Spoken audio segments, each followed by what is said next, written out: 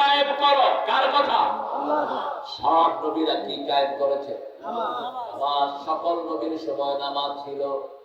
মায়ের কোলে নামাজ কায়েমের কথা বলেছেন ঈসা আলাইহিস সালাম। মা প্রথম ছিলেন বাইতুল মুকাদ্দাস, সেখান থেকে তিনি পেটে বাচ্চা নিয়ে চলে গেলেন পাহাড়ের এক কোনায়, কোলে করে নিয়ে আসলেন ঈসা আলাইহিস সালাম।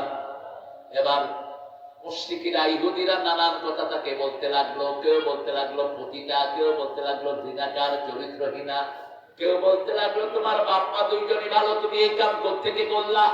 আশারা ইলা সিবিয়ানি, তিনি তার বাচ্চার দিকে ইশারা করলেন।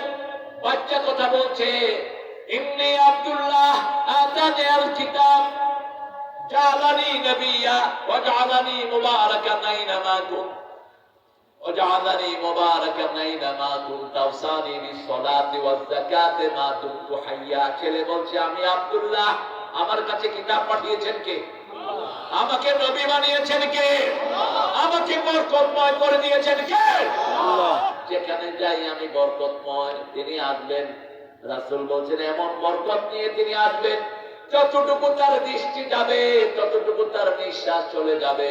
দৃষ্টি যাবে যতটুকু, নিঃশ্বাস যাবে ততটুকু। নিঃশ্বাসে যে সমস্ত বেনামাজি কাফের পড়বে সব বলে শেষ হয়ে যাবে।